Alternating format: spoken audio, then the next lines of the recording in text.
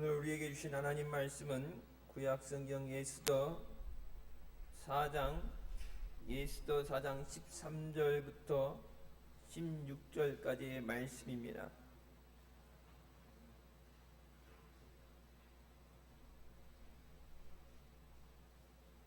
찾았으면 같이 봉독하시겠습니다. 모르드게가 그를 시켜 에스더에게 회답하되 너는 왕궁에 있으니 모든 유다인 중에 홀로 면하리라 생각지 말라. 이때 내가 만일 잠잠하여 말이 없으면 유다인은 다른 데로 말미암아 노임과 구원을 얻으려니와 너와 네 아비 집은 멸망하리라. 내가 왕후의 위를 얻은 것이 이때를 위함이 아닌지 누가 아느냐. 에스더가 명하여 모르드게에게 회답하되 당신은 가서 수산에 있는 유다인을 다 모으고 나를 위하여 금식하되 밤낮 3일을 먹지도 말고 마시지도 마소서. 나도 나의 시녀로 더불어 이렇게 금식한 후에 규례를 어기고 왕에게 나아가리니 죽으면 죽으리이다. 아멘. 이 말씀은 살아계신 하나님 아버지 말씀이십니다. 하나님께서 이스라엘 백성을 택하시고 젖과 꿀이 흐르는 가나안 땅으로 인도하시고 큰 복을 주셨지만 이스라엘 백성들은 하나님께서 가장 미워하시는 우상 숭배의 죄를 범했습니다. 뿐만 아니라 하나님의 계속되는 경고에도 불구하고 우상 숭배를 멈추지 않았습니다. 그 결과 그들은 나라를 잃어버리고 바벨론의 포로가 되고 말았습니다. 포로로 되어진 후에 하나님께서 70년의 포로 기간이 끝나게 하시고 바사 제국을 일으켜서 바벨론을 망하게 하시고 그의 백성들이 다시 나라로 돌아올 수 있도록 인도하여 주셨습니다. 3번에 걸쳐서 포로들이 귀환을 하게 되는데 1차와 2차 귀환 사이에 유다 백성들 전체가 죽음의 위기에 놓였던 때가 있었습니다. 그것이 오늘 본문 말씀에 나오는 에스더의 말씀입니다. 오늘날도 그와 같은 위기가 우리 앞에 닥칠 때가 있습니다. 오직 하나님께 기도하며 나갈 때 위기에서 건져주시는 하나님의 기적을 체험하게 되는 줄 믿습니다. 첫 번째, 말씀은 의인도 고난을 당한다고 말씀하십니다. 바사 제국의 아하수에로는 애굽에서부터 인도까지의 127개의 지방을 다스리는 왕이었습니다. 즉위 3년에 나라의 부유함과 자기의 위엄을 과시하기 위해서 무려 180일간의 잔치를 베풀게 됩니다. 어느 날 저녁에 모인 귀빈들에게 자기의 왕비의 아름다움을 자랑하기 위해서 왕비를 부르게 되는데, 그럼 180일간 잔치를 한다. 매일 저녁 술을 마시고 피곤하죠.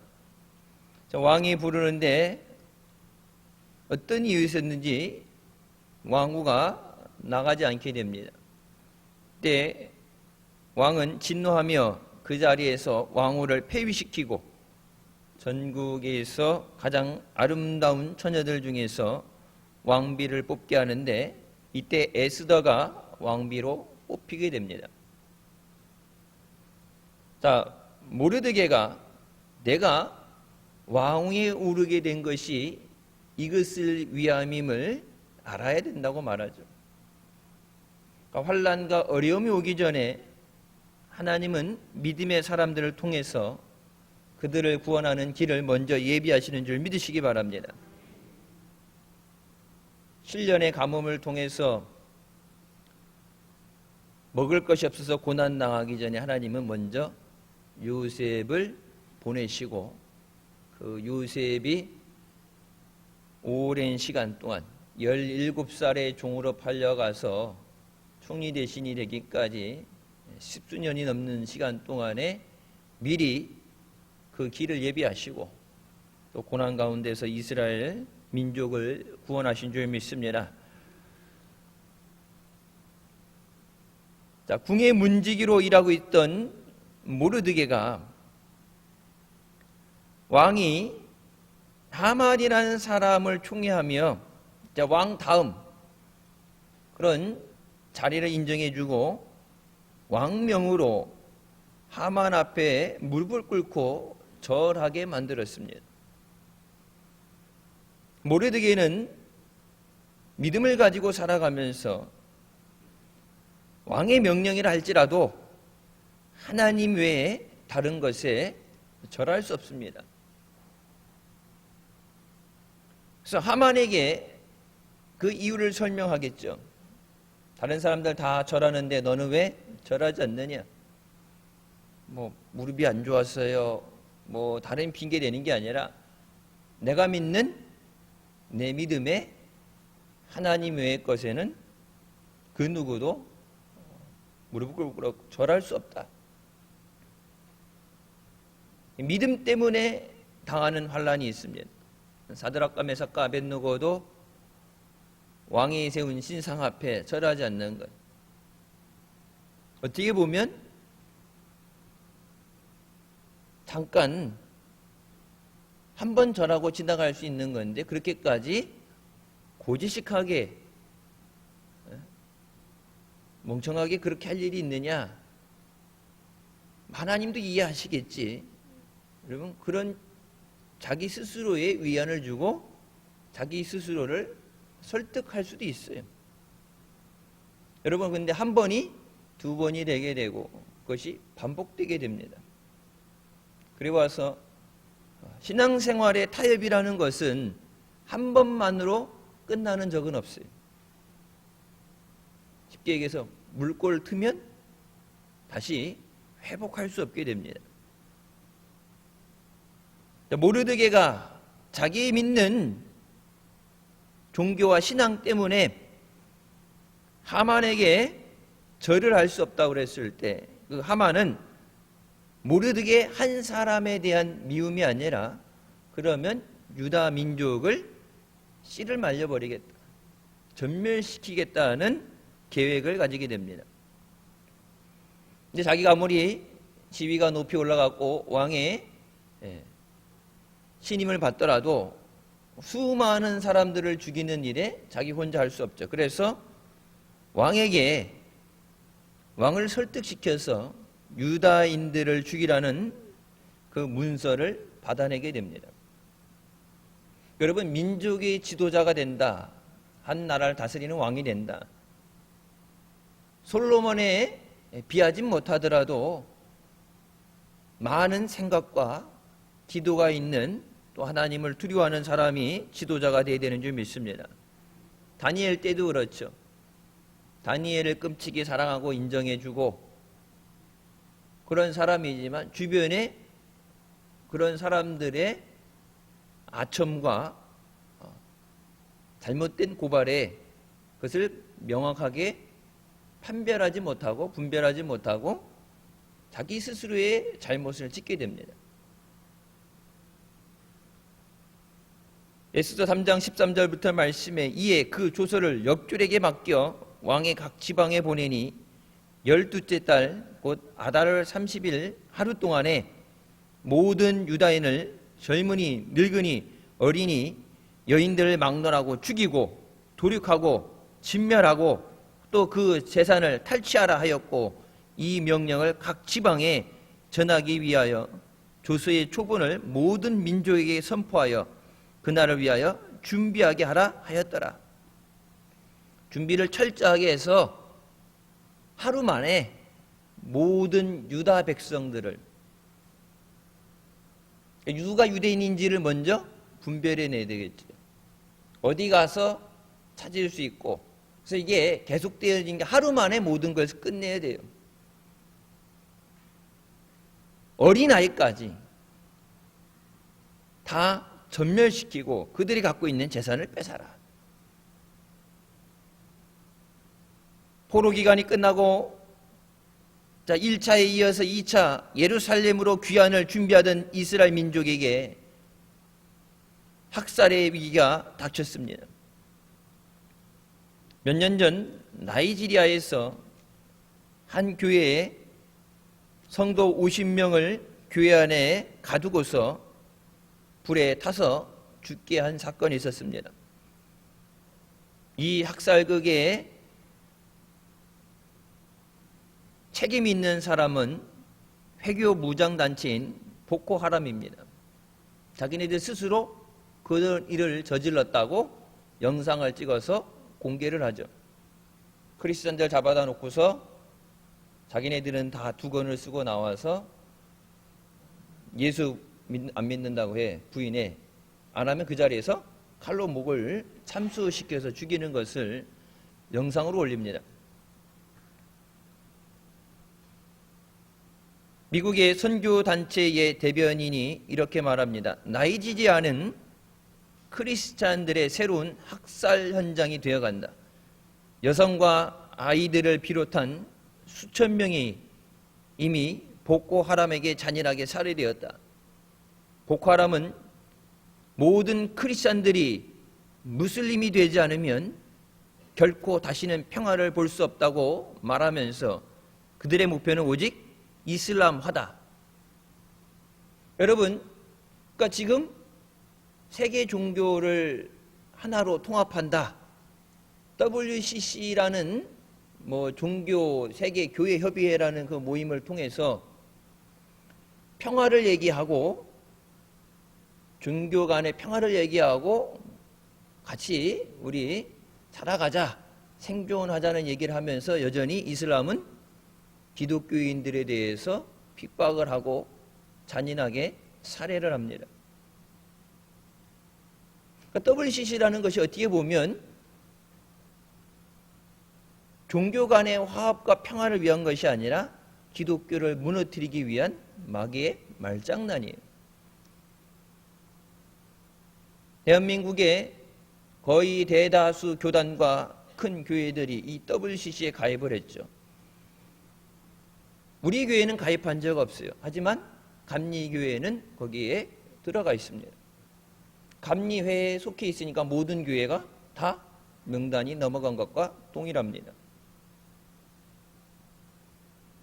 지금 세계의 추세니까 평화를 위해서 그런 말을 하지만 여러분, 이슬람들은 자기네들의 종교의 확장을 위해서 사람을 죽이는 것도 성전이라고 그것을 합리화시키는 사람들이에요.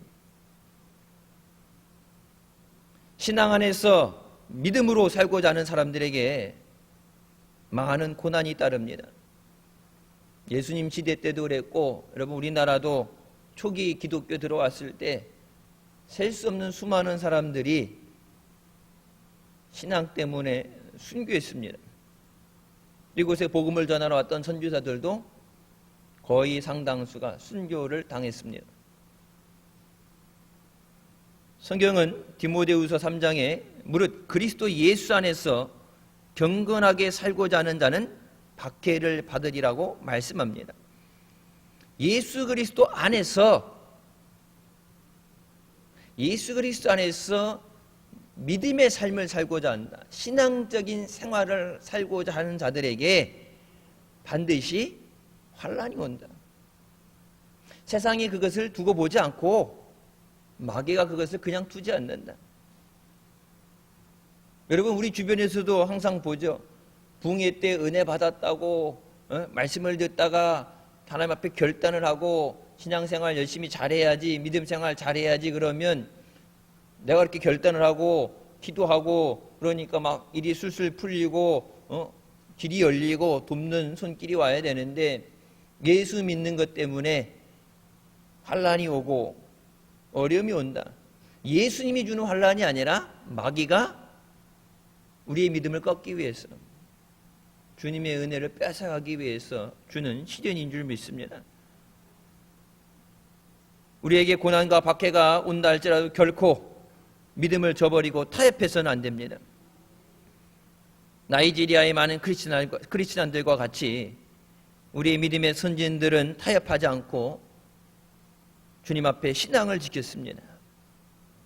다니엘의 세 친구인 사드락과 메삭과 아벳느고도 하나님 앞에 그 믿음을 지키기 위해서 죽음의 위기에 처했습니다. 다니엘 역시 하나님 앞에 기도하는 일을 멈추지 않아서 사다굴에 던져지게 됐습니다.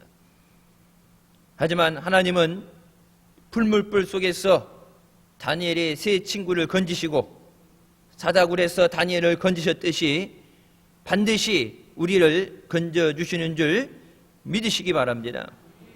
시편에 하나님께서 의인을 고난에서 건지신다고 말하고 있습니다.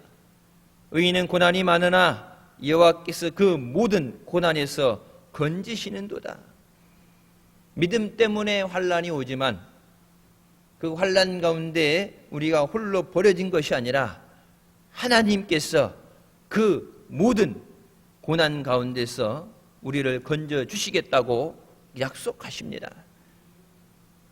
세상에서의 안일한 삶과 세상에서의 만족을 위해서 주님 앞에 믿음을 포기하는 우리가 돼서는 안 되는 줄 믿습니다. 고난 속에서도 끝까지 신앙의 절개를 지킬 때 하나님 앞에 믿음으로 나가고 주님이 인도하시는 삶 가운데 승리하는 우리가 되시길 주님의 이름으로 축원합니다. 두 번째, 죽으면 죽으리라의 신앙을 가져야 합니다. 왕의 조서가 전국에 퍼져서 유다 민족이 학살당할 위기에 처했습니다. 유다인뿐만 아니라 그 외 모든 사람들, 여러 민족들에게 이미 공표가 됐습니다. 그때 유다인들은 만약에 애굽에서 나왔던 광야 가운데 가나안 땅을 정탐했던 그때 유대인들처럼 원망하고 절망하고 탄식했더라면 영원히 예루살렘으로 돌아오지 못하고 그것에서 죽었을 수도 있어요. 근데 유대인들은 모두 금식하며 하나님께 부르짖어 기도했습니다. 에스더 4장 3절에 왕의 명령과 조서가 각 지방의 이름에 유다인이 크게 애통하여 금식하며 울며 부르짖고 굵은 베옷을 입고 재에 누운 자가 무수하더라. 하나님 앞에 금식하며 기도합니다. 어떻게 보면 세상 사람들 생각으로는 도망치든지 피할 방법을 마련하든지, 난 유대인 아니에요, 개종했어요, 나는 유대인 아닙니다, 그런 생각을 할 텐데, 유대인들이 고난 가운데 제일 먼저 하는 것은 하나님 앞에 부르짖는 기도입니다. 모르드게가 온 유대 민족들이 기도하는 가운데 에스더에게 편지를 보내서 성 안에 궁궐 안에 있으니까 그런 소식들이 전해지지 않고 모르는 가운데 편안한 삶을 살고 있는 에스더에게 너도 유대인이라고 말합니다. 물론 모든 유대인들이 다 죽어도 왕후니까 왕이 특별히 그 왕후와 가족들은 예외라고 해서 보호받을지언정 이때 내가 기도하지 않고 민족을 위해 일하지 않으면 모든 유대인들은 하나님의 다른 방법을 통해서도 구원해 주시지만 너와 내 가족은 멸망을 면치 못하리라. 네가 왕후가 된 게 네가 이뻐서 집안이 좋아서 그렇게 되어진 것이 아니라 하나님께서 이때 이 어려움이 오실 것을 아시고 유대인을 구원하시기 위해서 너를 그 자리에 세우셨음을 잊어서는 안 된다. 여러분, 환난 당하기 전에 피할 길을 주신다고 주님은 분명히 성경에 말씀하십니다. 그래서 늘 깨어 기도하는 것이 중요한 것은 고난 당했을 때, 어려움 당했을 때 물론 기도 안 하는 것보단 기도하는 것이 구원받는 길이죠. 하지만 그 고난을 피할 수 있는 길을 주실 때 깨어 기도함으로 주님의 은혜를 누리는 우리가 되시길 주님의 이름으로 축원합니다. 왕 앞에 나가는 것도 마음대로 할 수 없어요. 왕이 부르지 않으면 나갈 수 없습니다. 그때 에스더가 그 궁궐의 법규를 알기 때문에 자기 전에 직전 왕후가 왕이 부르는데 말 안 들었다고 해서 하루아침에 폐위가 됐어요. 그러니까 왕 기분에 따라서 왕이 기분이 좋으면 넘어갈 수 있지만 왕이 마음이 안 좋으면 왕후의 자리라고 안전한 자리가 아니다. 그냥 안전하지 않은 폐위가 아니라 죽을 수 있다. 그래서 모든 유대인을 다 모으고 나를 위하여서 금식하라. 나도 금식한 후에 규례를 어기고 왕에게 나아가리니 죽으면 죽으리라. 우리 앞에 문제와 위기가 닥칠 때 우리는 제일 먼저 하나님 앞에 나와서 기도해야 되는 줄 믿습니다. 기도만이 우리의 살 길이기 때문입니다. 역대하 20장에 여호사밧 왕 때 모압과 암몬과 마온 사람들이 연합군을 이루어서 유다를 치러 옵니다. 이때 여호사밧 왕은 여호와께 기도하면서 온 백성에게 금식을 선포했습니다. 여호사밧이 두려워하여 여호와께로 낯을 향하여 간구하고 온 유다 백성에게 금식하라 공포하며 유다 사람이 여호와께 도우심을 구하려 하여 모든 성읍에서 모여와서 여호와께 간구하더라. 여호사밧 왕이 하나님의 도우심을 간구하며 온 백성이 함께 금식하며 기도할 때 하나님께서 이런 말씀을 주십니다. 이 큰 무리로 말미암아 두려워하거나 놀라지 말라. 이 전쟁은 너희에게 속한 것이 아니요 하나님께 속한 것이니라. 너희의 염려를 근심을 주께 맡겨 버리라고 말씀하시죠. 내가 갖고 있을 때는 그것이 해결되지 않는 나를 짓누르는 나를 힘들게 하는 가시가 되지만 그것을 기도로 주님 앞에 아랠 때 그것은 주님께서 책임지시고 해결해 주시는 문제가 되는 줄 믿으시기 바랍니다. 죽으면 죽으리라는 각오로 기도할 때 하나님께서 상황을 역전시키시고 기적을 일으켜 주십니다. 환난을 만날 때 여러분 평상시 기도하지 않던 사람은 어려움 당할 때 기도 못합니다. 물에 빠지면 지푸라기라도 잡는다 그러는데 여러분 기도할 생각이 없어요. 평상시 얘기하죠. 마음은 못 이루되 육신이 약해서 기도해야 되는 줄 아는데 기도해야 되는데 하면서도 믿음으로 살아야지 하면서도 삶에 지쳐서 힘들어서 이런 것 저런 것 때문에 못하는데 평상시도 못하는데 여러분 삶의 위기가 닥치는 어려움이 올 때 생각조차 할 수 없고 평상시는 못했는데 기도 못해요. 하나님 앞에 기도한다는 것은 여러분 선택이 아니라 우리의 죽고 사는 생명의 문제인 줄 믿으시기 바랍니다. 환난 당할 때 하나님 앞에 나가서 기도해야 됨을 성경은 이렇게 말합니다. 시편 50편 15절에 환난 날에 나를 부르라 내가 너를 건지리니 네가 나를 영화롭게 하리라. 성경은 분명히 뭐라고 말씀해요? 모든 것을 아신다고 그래요. 너희의 쓸 것을 필요를 다 아시고 너희의 아픔도 아시고 너희의 미래를 아시고 예비하시는 하나님께서 모든 것을 아신다고 말씀하시는데 분명히 말씀하시는 것은 call upon me 나를 부르라고 말씀하세요. 하나님이 몰라서 부르라고 하는 것이 아니라 여러분 이 부르라는 것이 뭐예요? 하나님 앞에 간구해라. 하나님 이 문제를 해결하여 주시옵소서. 이 병을 고쳐 주시옵소서. 이 어려움에서 구원하여 주시옵소서. 하나님 앞에 너희의 민원을 너희의 아픔을 접수해야 그래 하나님께서 그것을 받으시고 진행하시겠다. 여러분 세상에도 그렇잖아요.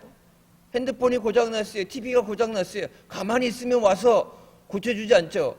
그걸 가지고 가서 AS 접수를 시켜야 수리를 해주든 교환을 해주든 뭘 해주죠. 하나님께서 너희의 필요한 것을, 너희의 간구를, 너희의 아픔을 하나님 앞에 아뢰라. 그래 하나님께서 너희를 건져 주시고 그 은혜를 누리게 하신다고 말씀하십니다. 여러분, 그 은혜를 누린 사람이 그래서 결과적으로 뭐예요? 환난 가운데 건짐을 받고 모든 문제에서 해결받고, 이것이 주의 은혜입니다. 하나님 감사합니다. 감사로 하나님께 영광을 돌리게 하신다. 물론 우리가 힘들고 어려운 가운데도 모든 생활 가운데 범사에 감사해야 되지만, 여러분, 구원받고 나서, 해결받고 나서 은혜를 받은 다음에 마땅히 우리가 하나님께 감사로 영광을 돌려야 되는 줄 믿습니다. 주일 예배 주님 앞에 나와서 한 주간 지켜주신 은혜 감사하고, 또 한 주간 되어질 일들에 대해서 주님 앞에 아뢰며 주님 인도하여 주시고 구원하여 주시옵소서. 그래서 한 주간도 또 주님의 은혜로 살고 와서 주의 은혜로 살았습니다. 주님 앞에 감사로 예배드리는 것이 우리의 주일 예배가 되어야 되는 줄 믿습니다. 어떤 위기나 고난에 처해 있다 할지라도 우리가 낙심하지 말고 기도할 때 하나님께서 반드시 구원하여 주시는 줄 믿으시기 바랍니다. 기도할 때만 하나님의 놀라운 기적의 은혜를 체험하게 됩니다. 세 번째, 하나님께서 역사를 주관하십니다. 에스더가 예복을 갖춰 입고 사랑스러운 모습으로 난해는 금식을 했지만 그래도 왕에게 잘 보이기 위해서 최선을 다한 후에 왕이 있는 곳에 왕 앞에 나아갑니다. 에스더 5장에 왕후 에스더가 뜰에 선 것을 본즉 매우 사랑스러움으로 손에 잡았던 금규를 그에게 내미니 에스더가 가까이 가서 그 금규 끝을 만진지라. 왕이 이리 와.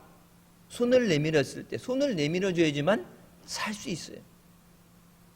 응답받는 거, 뭐 이런 민원을 얘기하는 거 뭐 좀 도와주세요, 그건 두 번째 문제고, 죽느냐 사느냐의 문제가 왕의 마음에 달려 있어요. 하나님께서 왕의 마음을 움직이셔요. 여러분, 내가 해결하지 못하는 그 상황도 문제도 모든 것을 우리가 염려함으로 우리의 삶에 생명의 시간을 한 시간을 두어 수 없다고 성경에 말씀하는 것처럼 우리 하지 못하는 그것을 하나님은 그 역사를 주관하십니다. 에스더가 가서 왕, 나 좀 도와주세요, 이런 문제가 있어요. 하소연하기 전에 왕이 뭐라고 그래요? 왕의 마음이 너무나도 기쁘고 좋기 때문에 왕이 이르되 왕후 에스더여, 그대의 소원이 무엇이며 요구가 무엇이냐? 에스더는 아직 한 말도 안 했어요. 그러면서 나라의 절반이라도 너에게 주겠다. 왕으로서 여러분, 인도까지의 138개의 어마어마한 그 영토를 가지고 그 권력을 가지고 있는데, 네가 원하면, 네가 요구만 하면 나라의 절반도 내가 너한테 줄게. 여러분, 이것이 하나님의 역사하시는 은혜인 줄 믿으시기 바랍니다. 그때 에스더는 자신이 유대인임을 밝히고, 나는 궁궐에서 왕으로서 살아가겠지만 내 가족들과 민족이 하루아침에 멸망을 당하게 생겼습니다. 저들을 구원하여 주시옵소서. 자기 왕후가 유대인인데 누가 감히 왕후의 가족들을 해하려 하느냐? 어떤 사람이 정신 나가서 감히 왕후가 유대인인 줄 알면서 그런 일을 벌이느냐? 그때 뭐라고 합니까? 하만입니다. 왕이 그렇게 총애하고 아끼는 모든 권력을 인정해주는 그 하만이 자기 집 뜰에 유대인들을 매달아 죽이기 위해서 준비했습니다. 왕이 자기가 하만에게 요청을 받아서 그런 명령을 내렸잖아요.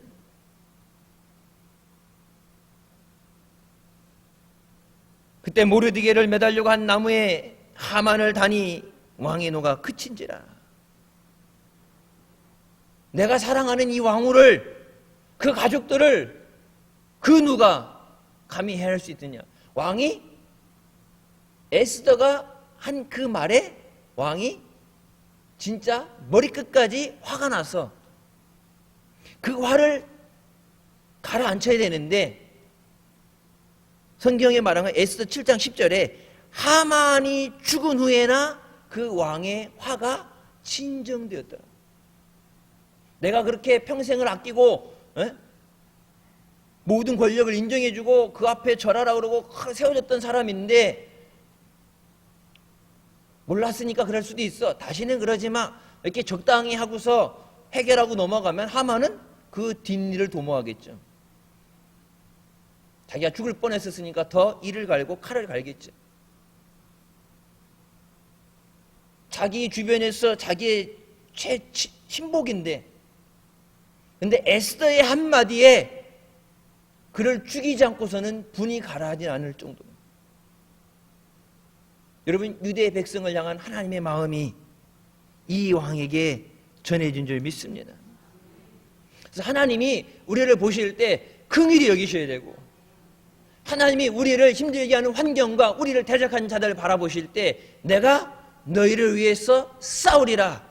이건 더 이상 너의 문제가 아니라, 여러분 흔히 하게 되면 이렇게 부부끼리 싸우다가 좀 싸움이 이제 좀 커지게 되면 어떻게 돼요? 집안 싸움이 되는 거예요. 개인적으로 이렇게 싸우다가 좀 싸움이 커지게 되면 민족 간의 싸움이 되는 거예요. 감정에 휘말리게 되면, 특히 우리나라 사람들 다른 거는 참아도 일본에 대해서 이 반일 정신에 대해서는 자다가도 뻘떡 일어나잖아요. 다른 나라는 뭐 좀 저기 해도 욕하고 그러는 있어도 죽기 살기로 싸워야 된다고, 내가 항일 운동은 못했어도 반일 운동을 하겠다. 일본 거 안 사기 운동에 같이 내가 동참하겠다. 항일 운동은 못했어도 일본 물건 안 사기에 동참하겠다. 여러분 차에다 스티커 붙이고 다니잖아요. 저럼 이 왕에게 하나님께서 그런 마음을 불어넣어 주시는 거예요. 여러분 6.25 때 우리나라가 낙동강까지 밀려서 나라를 잃어버리게 됐을 때, 여러분 대한민국은 알려지지도 않았었어요. 굳이 이 나라에 와서 수십만 명이 피를 흘리며 싸워야 되는 이유에 대해서 설명하라고 그럴 때, 민주주의를 위해서 불쌍하니까 그 사람들 구하고자 들어가서 죽는 사람들, 그것도 불쌍한 희생이죠.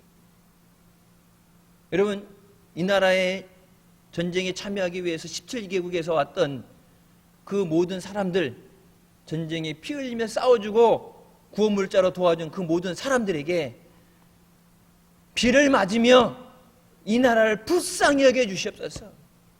하나님 앞에 부르짖던 그 기도를 통해서 하나님의 긍휼하신 마음을 저희들에게 주신 줄 믿으시기 바랍니다.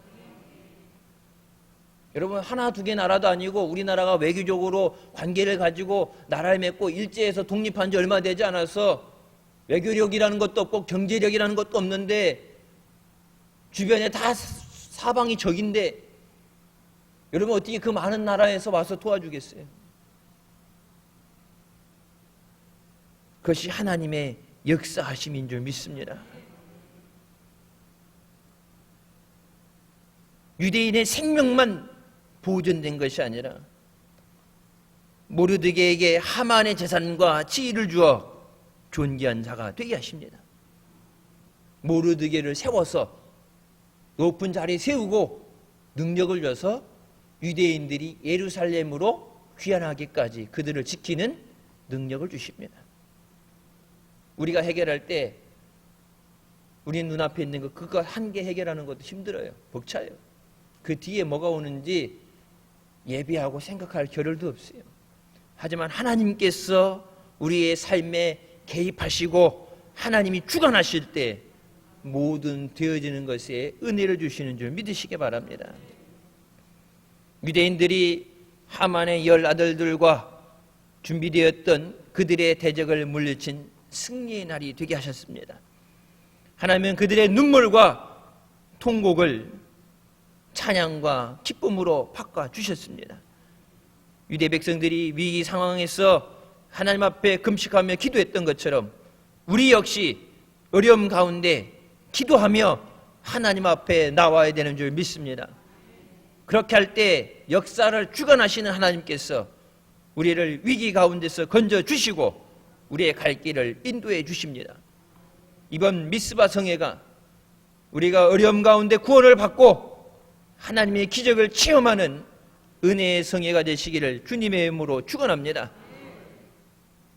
하와이 서핑 대회 우승자였던 세계에서 유일한 외파리 서핑 선수인 베다니 헬민턴의 이야기입니다. 어린 시절 걸음마보다 서핑을 먼저 배울 정도로 서핑에 재능이 있었고 자기의 삶의 목표는 프로 서퍼였어요. 서핑으로 먹고 사는 것. 13살이 되던 해에 서핑을 하다가 갑자기 나타난 상어에게 왼팔을 잃게 됩니다. 13살의 나이에 여러분 한쪽 팔을 잃어버린다. 사춘기 가장 감성이 예민할 때 그 현실을 받아들이지 못했어요. 그때 아버지가 이렇게 말합니다. 너는 모든 것을 잃어버린 게 아니라 상어는 너를 죽이지 못했다. 너는 아직 살아서 사랑하는 가족과 함께 있잖아. 하나님의 다음 계획이 무엇인지 기도하라.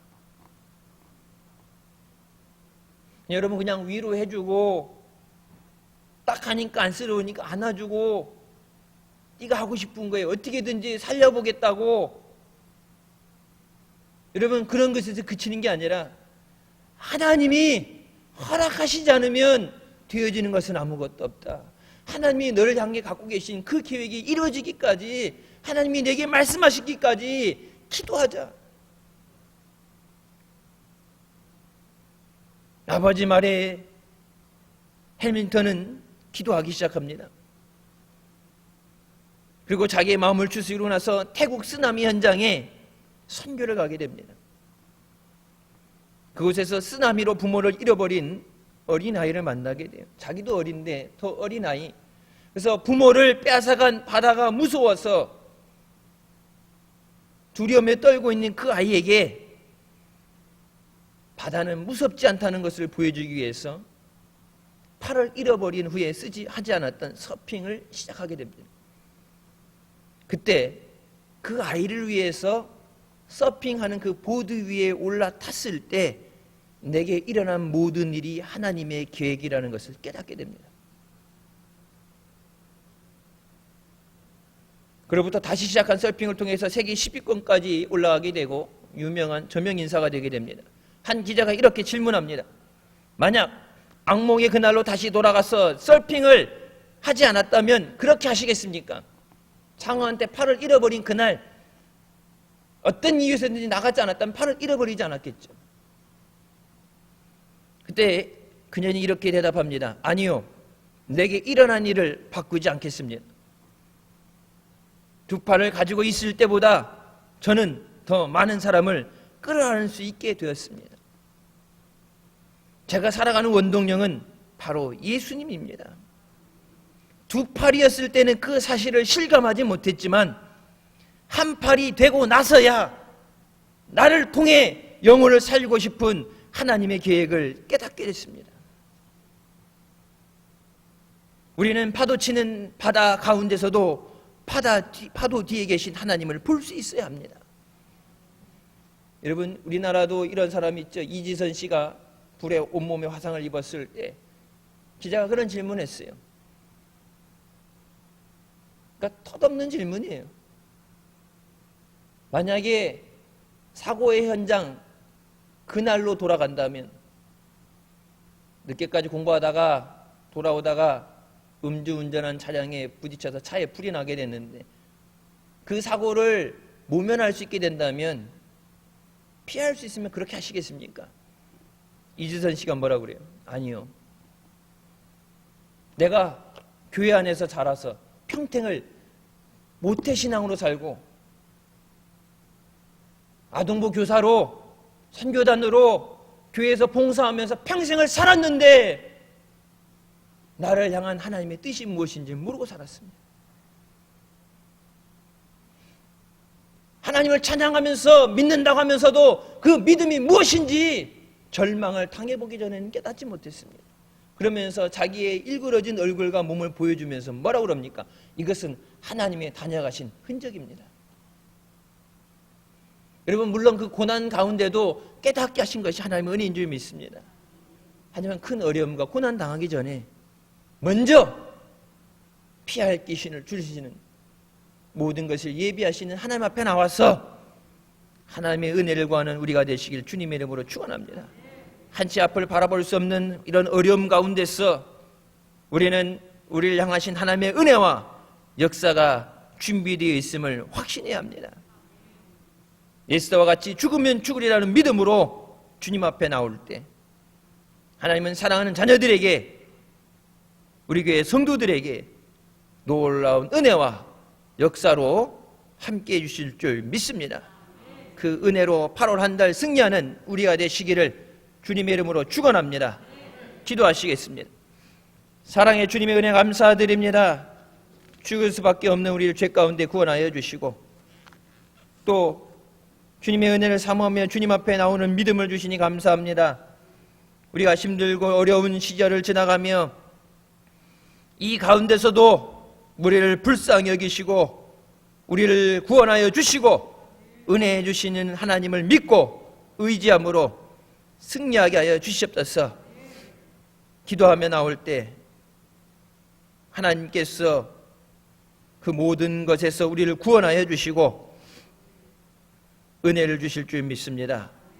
전 세계가 힘들어하는 이 어려움 가운데 믿음으로 주님 앞에 나오는 사랑하는 자녀들, 저들을 영육간에 강건하게 지켜주시고 다른 어려운 모든 어려움에서 저들을 지켜주셔서 저들 삶에 역사하시는 하나님을 찬양하며 영광 돌리며 그 안에 기뻐하는 복된 자녀들 되게 하여 주시옵소서. 예수님의 이름으로 기도드립니다. 아멘. 하나님께 영광 돌리시겠습니다.